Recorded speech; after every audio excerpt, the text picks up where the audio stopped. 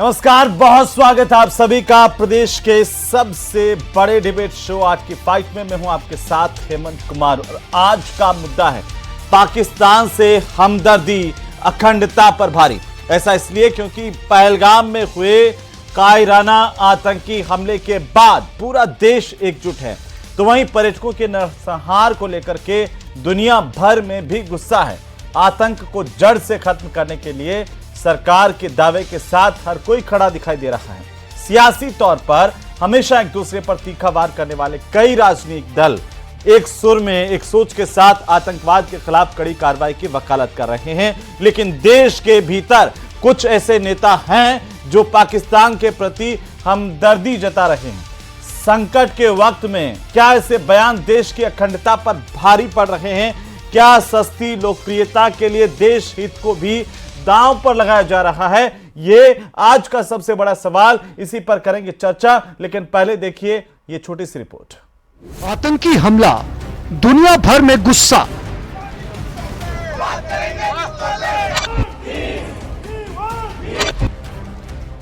एकजुटता का दावा, फिर बयानों में फर्क क्यों? उन्होंने हिंदू का पूछकर मारा। अरे कोई टेररिस्ट को पूछने तक समय होता है क्या? उनके कान में जाके, नजदीक जाके पूछेगा? ये सब जो बातें हैं, बहुत सारे इसमें कंट्रोवर्शियल, कोई बोलता है ऐसा हुआ ही नहीं, कोई बोलते ऐसा हुआ है। ये प्लान करके मत करो। happened and till today we are living with the consequences of that partition. Is not the unresolved questions of partition reflected in the terrible tragedy? लेकिन कांग्रेस के कुछ बड़े बड़े नेता कुछ क्या क्या बोल रहे हैं, क्यों बोल रहे हैं, और ये इसका पर्पस क्या है? आतंकिस्तान से हमदर्दी, अखंडता पर भारी। आतंक के खिलाफ एकजुट देश, बदला शेष। तो चलिए आज इसी पर चर्चा करें। उससे पहले हमारे खास मेहमानों से मैं आपका परिचय करवा दूं। हमारे साथ है प्रतीक सिंह, कांग्रेस पार्टी के प्रवक्ता, और साथ ही साथ हमारे साथ हैं मदन प्रजापत, भारतीय जनता पार्टी के प्रवक्ता। सबसे पहले स्वागत आप दोनों का। कुछ और मेहमान भी हमारे साथ जुड़ेंगे, उनको भी ले लेंगे, लेकिन प्रतीक जी सबसे पहले आपसे मुखातिब होते हुए सवाल इस बात को लेकर के कि जब देश इस वक्त एक संवेदनशील मसले पर आगे बढ़ रहा है, तो क्या कांग्रेस पार्टी के नेताओं के या फिर कुछ और ऐसे नेता जो अंदरूनी राजनीति के लिए इस तरह के बयान दे रहे हैं, उनको जायज ठहराया जाए? ये रॉबर्ट वाड्रा से लगा करके मणिशंकर अय्यर, कर्नाटक के मुख्यमंत्री सिद्धारमैया, वो कहते हैं कि पहलगाम आतंकी हमला सुरक्षा में चूक का नतीजा था। यहां तक तो ठीक है। उसके बाद कहा कि युद्ध की कोई जरूरत नहीं है, हम पाकिस्तान से युद्ध के पक्ष में नहीं हैं। कुछ ऐसे नेता कह रहे हैं कि ये हमला तो सोची समझी साजिश, एक रणनीति के तहत दिखाई देता है। ऐसे नेताओं को क्या कहें? और इसीलिए कांग्रेस पार्टी पर सवाल खड़े हो रहे हैं। बीजेपी कह रही है कि सिद्धारमैया को लेकर के ही कि सिद्धारमैया को पाकिस्तान रत्न मिलना चाहिए। आप क्या कहेंगे? देखिए हेमंत भाई, सबसे पहले तो मैं आपको बता दूं कि जिस तरीके का कायराना हमला पाकिस्तान और आतंकवादियों ने किया है, वो बहुत ही कायराना हमला था और पूरा देश, पूरी कांग्रेस पार्टी सरकार के साथ में है। सरकार जितना सख्त सख्त कदम उठाएगी, कांग्रेस पार्टी पूरी की पूरी कांग्रेस पार्टी एकजुट होकर के उनके साथ में है। अब उसके बाद में आपको बता दूं, ये बंद कराएंगे तो फिर मैं बोल पाऊंगा। हाँ, दूसरी बात जो हमारी तरफ से जो ऑफिशियल जो बयान है वो ये है कि जो भी नेता इस तरीके की बात बोल रहा है वो गैर जरूरी है और उनको उस बयान से बचना चाहिए। कांग्रेस पार्टी का स्टैंड वो नहीं है। कांग्रेस पार्टी का आज भी स्टैंड ये है कि हम अपनी सरकार के साथ में, बीजेपी की सरकार के साथ में, भारत की सरकार के साथ में खड़े हैं और पूरी मजबूती के साथ में कंधे से कंधा मिलाकर के प्रधानमंत्री के साथ में हैं। जी, लेकिन प्रतीक भाई ऐसा क्यों हो रहा है कि जब ऊपर की लीडरशिप ये कह रही है कि पहलगाम पर या आतंकियों को लेकर के इस तरह की भाषा नहीं बोली जानी चाहिए, राहुल गांधी खुद कह चुके हैं, लेकिन नीचे के नेता अलग अलग बयान दे रहे हैं। आज ही 5 बजे में आपकी कांग्रेस पार्टी प्रवक्ता ने कहा कि जिन आतंकवादियों के घरों को बुलडोजर चलाया गया है वो ऐसा नहीं होना चाहिए था, सुप्रीम कोर्ट की गाइडलाइन का उल्लंघन है। उनको भी पूरा मौका मिलना चाहिए था अपनी बात रखने का। ये बताइए कैसी भाषा है कांग्रेस पार्टी के नेताओं की, और अगर सिद्धारमैया कहते हैं कि हम तो युद्ध नहीं कर रहे हैं, पूरा देश एक स्वर में कह रहा है कि जब भी देश पे किसी तरह का अटैक होता है, हमला होता है, तो हम एकजुट होते हैं। और आज जो है सिद्धारमैया के बयान को पाकिस्तान के टीवी चैनल्स बड़ा चढ़ा करके दिखा रहे हैं, खुश हो रहे हैं।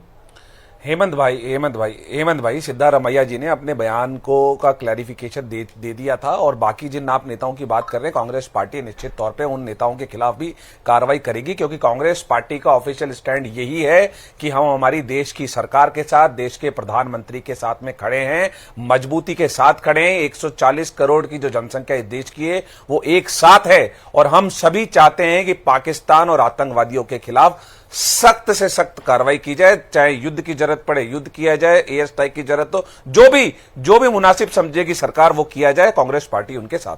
जी मदन प्रजापत जी, क्या गुनहगारों को कवर फायर दे रहे हैं विपक्ष के नेता? हेमंत, मैं कुछ बोलूं उससे पहले एक चीज सुनाना चाहता हूं आपको और दिखाना चाहता हूं। जी आप जरूर देखिएगा। मैं जितनी बड़ी शालीनता से सुनाऊं, मैं समझता हूं ये भी शालीनता से सुनेंगे।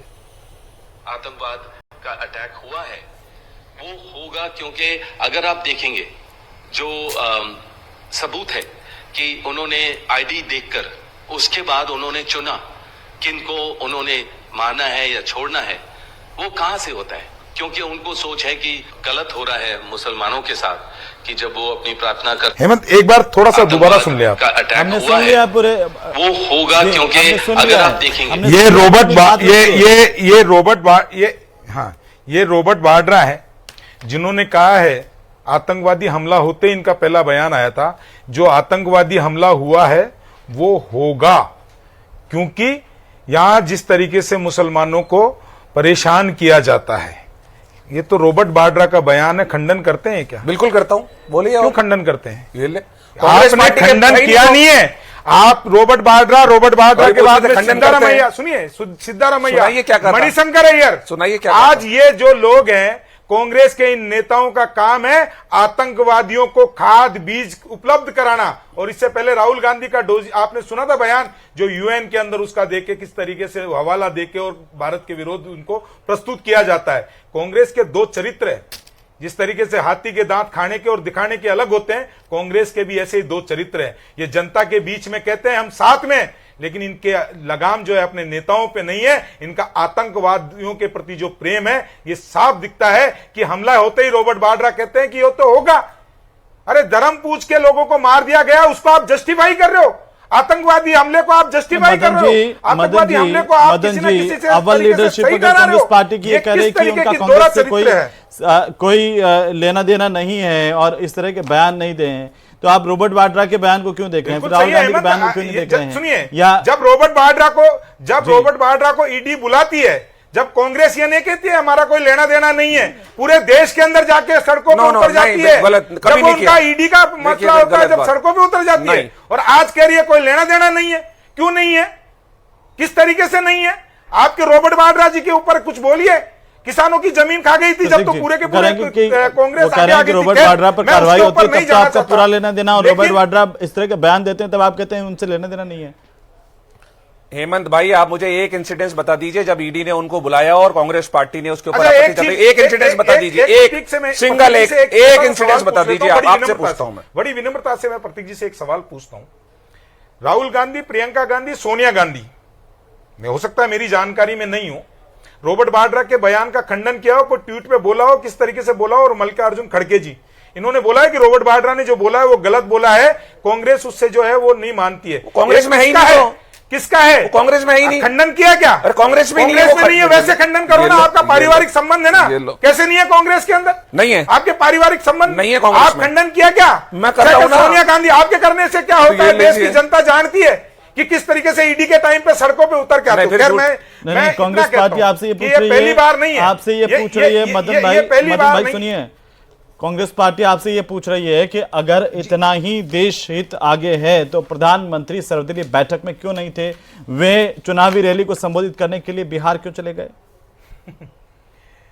देखिए हेमंत, कांग्रेस पार्टी का तो मैंने बताया ना चरित्र दोहरा है ये कुछ दिखता और है, बात कुछ और करते हैं और दिखाते कुछ और है। ये कहीं ना कहीं देश के अंदर कुछ ना कुछ ऐसी प्रस्तुत करने की कोशिश करते हैं, कंट्रोवर्सी पैदा करने की कोशिश करते हैं। ये विकट परिस्थितियों में भी साथ होने की बात तो कहते हैं, लेकिन साथ नहीं होते हैं। सर्वदलीय बैठक के अंदर माननीय गृह मंत्री जी थे, वहां जो बात हुई, सारी बातें, चर्चा सब क्लियर कट हुई। अब प्रधानमंत्री जी नहीं थे, वो नहीं थे, इससे क्या फर्क पड़ता है भाई? थे ना, सारे रक्षा मंत्री थे, गृह मंत्री थे, वो बात नहीं है। बात आज ये है कि जैसे सर्जिकल स्ट्राइक प्रधानमंत्री के नहीं होने से फर्क नहीं पड़ता। आप कह रहे प्रधानमंत्री के सर्वदलीय बैठक में होने नहीं होने से कोई फर्क नहीं पड़ता। तो गृह मंत्री थे ना, देश के गृह मंत्री थे ना, देश के गृह मंत्री कभी आतंकवादी हमला हुआ हो और उससे पहले इतिहास में कभी कश्मीर पहुंचे हो, कुछ कहना चाह रहे हैं, कुछ जवाब देना चाह रहे हैं इसका? हम जिम्मेदार, हमारे लिए हम मणिशंकर अय्यर का बयान दिखा रहे हैं, पूर्व केंद्रीय मंत्री सैफुद्दीन सूद का बयान दिखा रहे हैं, और इसके साथ साथ रॉबर्ट वाड्रा का बयान, शक्ति यादव आरजेडी के बयान। ये एक लंबी फहरिस्त है प्रतीक भाई, जो ऐसा लगता है कि गुनहगारों के, देश के गद्दारों के पक्ष में कोई बात करने का आदी है। हेमंत भाई, मैंने शुरुआत भी जब की थी तो मैं नहीं चाहता था कि इस समय पे किसी भी तरीके की राजनीतिक बात हो। मैंने सिर्फ ये बोला था कि कांग्रेस पार्टी हमारे देश की सरकार और प्रधानमंत्री के साथ थी, लेकिन इस डिबेट के अंदर जब राजनीति घुसाई गई तो अब मैं राजनीतिक बात बोल देता हूं कि वही दिखा रहे हैं हमारे आतंक का बोध जिन्होंने छोड़ा था अजहर मसूद। आप मुझे बताइए, सैफुल्ला फारूक कौन था जिन्होंने कश्मीरी पंडितों को मारा, 10 साल तक आतंकवाद किया? उसको बीजेपी ने वार्ड नंबर 32 से टिकट क्यों दिया? तारिक अहमद मीर जो पाकिस्तान से हथियार सप्लाई करता था, उसको बीजेपी ने 2014 में विधानसभा का टिकट दिया शोपिया के वाची से। तालिब हुसैन जो 10 साल तक जो पाकिस्तान से घुसपैठ करता रहा हिंदुस्तान के अंदर, कश्मीर के अंदर, वो इनके अल्पसंख्यक मोर्चे का प्रभारी था जम्मू कश्मीर के अंदर, बाद में एनआईए ने गिरफ्तार किया। ये एक फोटो मैं आपको दिखाऊंगा, ये जरा दिखाइए। बंटवारे के लिए जो जिम्मेदार थे जिन्ना, उनके मजार पे इनके आडवाणी जी जाके क्या कह रहे थे कि जिन्ना तो धर्मनिरपेक्ष थे। आपको एक फोटो और दिखाऊंगा, जो पाकिस्तान जो आतंकवाद फैलाता है, वहां पे जाकर के बिरयानी कौन खा रहा था? आप बताइए, नवाज शरीफ से गले कौन मिल रहा था? और आज भी नवाज शरीफ के भाई है वहां प्रधानमंत्री। और ये कहा है कि नेहरू को आखिरकार रावलपिंडी में खुली जीप में क्यों घुमाया गया था, और कौन घुमा रहे थे? इसलिए कि उन्होंने किसने घुमाया बताइए? अरे ये बिरयानी कौन खा रहा था? ये बिरयानी कौन खा रहा था? नवाज शरीफ के साथ में। और आज भी नवाज शरीफ का भाई ही वहां पे प्रधानमंत्री है। आप बताइए, जब ये बातें ये करते हैं, इतनी सारी बड़ी बातें करते हैं, विनम्रता से जवाब देता हूं।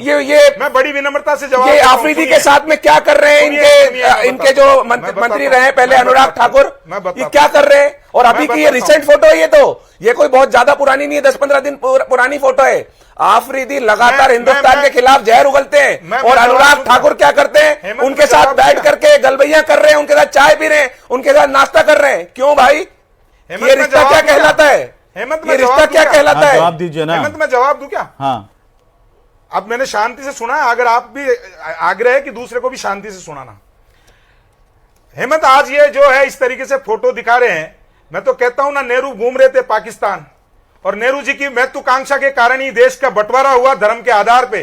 कौन जिम्मेदार था इस? जिन्ना की बाजार पे कौन गया था? ये किस जिन्ना की बाजार पे कौन गया था? सुन लीजिए ना, कौन गया था जिन्ना की बाजार पे? सुनने की क्षमता, जिन्ना की बाजार पे कौन गया था? अभी तो बोलना चालू किया। जिन्ना की बाजार पे कौन धर्मनिरपेक्ष बता रहा था? वही मणिशंकर अय्यर है। जिन्ना की बाजार पे कौन गया था?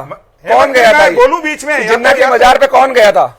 हेमंत, क्या कौन गया था? तरीके से करनी है? कौन गया था बताइए ना। इतनी कड़ी होती कौन गया था जिन्ना की मजार पे? मणिशंकर अय्यर पाकिस्तान जिन्ना की मजार पे कौन गया था? कि मोदी को हटाओ। जिन्ना की मजार पे कौन गया था? यही मणिशंकर अय्यर थे। ये वही नेहरू है। दो खास मेहमान हमारे साथ जुड़ चुके हैं। Lieutenant general retired Satyapal Kateva साहब हमारे साथ जुड़ चुके हैं। बहुत स्वागत है कटेवा साहब आपका। और सुहेल काजमी हमारे साथ जुड़ चुके हैं, जो कश्मीर मामलों के जानकार हैं। काजमी साहब, आपका भी बहुत स्वागत है। कटेवा साहब, पहले एक टिप्पणी आपसे कि आखिरकार जब पूरे देश में गुस्सा है और पूरा देश ये मांग कर रहा है कि भाई पाकिस्तान के खिलाफ कड़े कदम उठाए जाए, और लेकिन इसके बावजूद कुछ लोग हैं जो इस तरह का बयान दे रहे हैं, जो ऐसा लगता है कि कहीं ना कहीं पाकिस्तान के पक्ष में बयान दे रहे हैं कुछ नेता। कैसे देखते हैं आप इसे? देखिए हेमंत जी, ये आज के दिन जो हमारी देश की हमारी सॉवरेनिटी के ऊपर ये हमला हुआ है, और ये कोई छोटी मोटी बात नहीं है। मैं इन राजनीतिक पार्टियों के जो नुमाइंदे आपके शो पे आए हैं उनको ये बताना चाहता हूं कि ये कोई चुनावी सभा के ऊपर कोई बहस नहीं हो रही है, ये देश की सिक्योरिटी के ऊपर बहस हो रही है। और ऐसी बहस के समय जो मेन स्ट्रीम अपोजिशन है वो सब लोग, पूरा देश एक साथ मिला हुआ है। हालांकि ये कि आज की पहली बार जब श्रीनगर, जम्मू और जम्मू कश्मीर के पूरी आवाम इन टेररिस्ट के खिलाफ खड़ी है, और आज तो जम्मू कश्मीर की असेंबली में चीफ मिनिस्टर ने माफी मांगी है, और पूरी की पूरी असेंबली ने अपोजिशन, बीजेपी, कांग्रेस और पीडीपी और नेशनल कॉन्फ्रेंस सब ने मिलकर के इसकी भर्त्सना की है। आगे क्या कार्रवाई करनी है इसके ऊपर देश की सरकार इसके ऊपर जरूर गहन कर रही है, और भारतीय सेनाओं के शीर्ष कमांडर्स इसके ऊपर डिफेंस मिनिस्टर के साथ, प्रधानमंत्री जी के साथ इसके ऊपर कार्रवाई क्या करनी है इसके ऊपर बातचीत चल रही है। ऐसे समय में जो कुछ एक नेताओं के बयान, ऐसे बयान आना और ऐसा दिखाना कि देश के अंदर इस बात के ऊपर एकता नहीं है, ये अच्छा साइन नहीं है। हालांकि सभी लोगों ने जिन्होंने बयान दिए हैं, छुटपुट लोगों ने बयान दिए हैं, एक आधे चीफ मिनिस्टर ने बयान दिया है, उन्होंने अपना बयान वापस लिया है। और इसके साथ साथ जो लीडर ऑफ अपोजिशन है और कांग्रेस पार्टी के अध्यक्ष हैं, उन्होंने साफ तौर से कहा है कि सारा का सारा अपोजिशन भारत सरकार के साथ खड़ा है। आज के दिन पूरा का पूरा हिंदुस्तानी 140 करोड़ लोग मैं तो इतना जानना चाहता हूं कटेवा साहब, जब आप सरहदों की रक्षा पर तैनात होते हैं और आप देश के लिए अपनी जान भी कुर्बान करने की सोच रख करके इस देश को सुरक्षित रखते हैं, तब उस वक्त में ऐसे बयान नेताओं के आना, क्या आपको लगता है कि ये गुनहगारों को कवर फायर दे रहे हैं कुछ नेता विपक्ष के? देखिए, दुख होता है सर। हाँ, नहीं, ये ऐसा नहीं होना चाहिए, इस पे खेद व्यक्त करता हूं कि ऐसे बयानबाजी नहीं होनी चाहिए। परंतु इनके बयानों से देश के जो रिटेलेटरी या जो हमने रिस्पॉन्स देना है उस पे कोई फर्क नहीं पड़ेगा। हमारे देश की सेनाएं जरूर पड़ेगी अभी इस समय के ऊपर सोच विचार करके अपनी प्लेस ऑफ चूजिंग और प्लेस जो टाइमिंग होगा वो सोच समझ करके उसका जवाब दिया जाएगा, जिससे कि पाकिस्तान को सबसे ज्यादा नुकसान हो। आपको मैं बता दूं कि इजराइल और हमास के आपकी लड़ाई पूरी दुनिया को पता है, और फुल फ्लेज वार की बजाय टारगेटेड किलिंग होती है, और वो पूरी फौज एक साथ नहीं जाती है, मिसाइल्स का इस्तेमाल करते हैं, ड्रोन्स का इस्तेमाल करते हैं, और मिलिट्री इंटेलिजेंस से पता करके, कनाडा स्टाइल ऑपरेशन करके, गुप्त ऑपरेशन करके ऐसे लोगों को मार गिराया जाता है जिन्होंने इस ऑपरेशन के आका हैं और जो इतने साल से भारत के अंदर आतंक फैला रहे हैं। ये सब बातें क्या करना है क्या नहीं करना है, ये देश की शीर्ष जो फौज की सेनाएं हैं और देश के प्रधानमंत्री और डिफेंस मिनिस्टर हैं, ये इस पे काम कर रहे हैं। मुझे खुशी है कि मेन अपोजिशन पार्टीज और सारा के सारी अपोजिशन पार्टीज एक साथ हैं। हालांकि कुछ एक नेता जो इस तरह के स्टेटमेंट देते हैं उनसे ये अपेक्षा नहीं की जाती है, उन्हें ये सब बोलने के लिए बचना चाहिए। ठीक है सर। कटेवा साहब, मैं वापस आता हूं। सोहेल काजमी हमारे साथ हैं, कश्मीर मामलों के जानकार है। काजमी साहब, पूरे देश से एक ही आवाज उठ रही है कि ऐसे पाकिस्तान को सबक सिखाना बहुत जरूरी है, और इतनी सारी लड़ाइयां, बार बार दहशतगर्दी, इससे परेशान है हर कोई। कश्मीर के अवाम भी, वहां के लोग भी लगातार खड़े हुए हैं। क्या सोल्यूशन है सर आपकी नजर में? कैसे, क्या अब एक अंतिम वार होना चाहिए, प्रहार होना चाहिए और इसका मुंह तोड़ जवाब होना चाहिए? यही एक समस्या का समाधान है? बिल्कुल सर। पहले तो सबको गुड इवनिंग। दूसरा ये है सर कि जम्मू कश्मीर के लोगों ने आपको इस अटैक के बाद, साथ ही जितने दिन भी हो गए आज तक, हर जम्मू कश्मीर की गली में, तहसील में, डिस्ट्रिक्टों में जो प्रोटेस्ट इस एक इनह्यूमन एक्ट पे किया है, वो दर्शाता है कि जम्मू कश्मीर के लोग जो है हिंदुस्तान की सरकार के साथ, हिंदुस्तान के अवाम के साथ, हिंदुस्तान की अच्छी पॉलिसीज के साथ खड़े हैं, और वो चाहते हैं कि इस मुसीबत से निजात मिले। और आज 90 के 90 एमएलए जो हैं, जो 90 कॉन्स्टिट्यूएंसीज को रिप्रेजेंट करते हैं जम्मू कश्मीर में, 89 के करीब कॉन्स्टिट्यूएंसीज हैं, 90th मेंबर मिस था, उसको हेड करते हैं उमर अब्दुल्ला। और उमर अब्दुल्ला भावुक हो जाते हैं, रोते हैं। आज असेंबली में एक दिन का स्पेशल सेशन था और माफी मांगते हैं अपने टूरिस्ट भाइयों की फैमिलीज से। ये दर्शाता है कि जम्मू कश्मीर जो 77 ईयर से भोग रहा है पाकिस्तान, क्योंकि ना तो हम अपना पड़ोसी बदल सकते हैं, ना पड़ोसी की नीयत बदल सकते हैं, और ना उनकी हरकतों को हम रोक सकते हैं, क्योंकि डिफेंस होम मरकज की सरकार के पास है। मैं तो किसी और जगह भी कह रहा था सुबह कि ऑनरेबल प्राइम मिनिस्टर को एड्रेस टू नेशन करके इतनी बड़ी ट्रेजेडी पे पूरे भारतवासियों के साथ बात करनी चाहिए थी और एक अच्छा मैसेज लाउड एंड क्लियर देना चाहिए था कि भारत की आगे की रणनीति क्या होगी, और एक करारा जवाब जो है, जैसे हमने 2-3 जंगें पाकिस्तान से लड़ी और हम जीते हैं, तो आज तो भारत की एक संदेश तो दिया ही है भारत की सरकार ने, यहाँ की जनता ने एकजुटता के साथ, जिसमें कश्मीर की जनता भी खड़ी हुई, पूरा देश एकजुट नजर आया। तो ये भाई प्रधानमंत्री की तरफ से तो ये साफ सख्त लहजे में कह ही दिया गया कि हम बख्शेंगे नहीं, और जो डिप्लोमेटिक कदम उठाए गए हैं वो भी दर्शाते हैं भारत का आगे का रवैया। देखिए सर, 5 पॉइंट्स पे जो हमने काम किया है वो रिमार्केबल है। हर भारतीय सलाम करता है मोदी जी को, अमित शाह साहब को और गवर्नमेंट को। लेकिन जम्मू कश्मीर में ये परमानेंट नासूर को खत्म करने के लिए मरकज को एक मोटा एक्शन करना पड़ेगा, जिससे कि ये सर्जिकल स्ट्राइक से काम खत्म होने वाला नहीं है। आर पार की बात होगी तभी जाके, देखिए ऑपरेशन ऑल आउट को और मजबूत करना है, और हर चीजों को VDC मेंबर्स जितना भी है, क्योंकि हमारे बॉर्डर्स 100-200 पॉइंट्स पे पाकिस्तान से जुड़ते हैं, और उनके वो इन्फ्लिट्रेट करेंगे, सुबह नहीं करेंगे, शाम को करेंगे। उनका ये वतीरा है सुबह शाम जम्मू कश्मीर को डिस्टर्ब करना और उसकी हाइप लेना। मैं समझता हूं कि भारत की जो आज जो इंपॉर्टेंस है पूरी दुनिया में, और भारत की जो प्लेस है पूरे बैनुल-अक़वामी सिस्टम में, उसका पूरा फायदा लेते हुए ग्लोबल लीडर्स को इन्वॉल्व करके एक स्ट्राइक बनता है पाकिस्तान पे, ताकि वंस फॉर ऑल कम से कम कुछ सालों के लिए एक करारा जवाब जो है पाकिस्तान को दिया जाए, ताकि पता चले ऑन ग्राउंड की क्या हकीकत है। जी प्रतीक जी, देखिए हर कोई देश में जब खड़ा हो रहा है तब सवाल उठने लाजमी है कि आपकी पार्टी के नेता ऐसा क्यों बोल रहे हैं, क्यों बार बार जैसे सर्जिकल स्ट्राइक हुई ये मुद्दा उठाया जाता है, तब सबूत मांगे गए, तब भी ये बात देश में उठी कि आखिरकार देश एक दुश्मन देश जो है वो स्वीकार कर रहा है कि यहां पर सर्जिकल स्ट्राइक हुई, लेकिन हमारे अपने नेताओं ने उस पर सवाल उठाए। हेमंत भाई, मैंने जैसा बोला कि जो कांग्रेस कार्य समिति ने जो डिसीजन लिया था वही मल्लिकार्जुन खड़गे जी का और राहुल गांधी जी का ऑफिशियल और कांग्रेस पार्टी का ऑफिशियल स्टैंड वही है।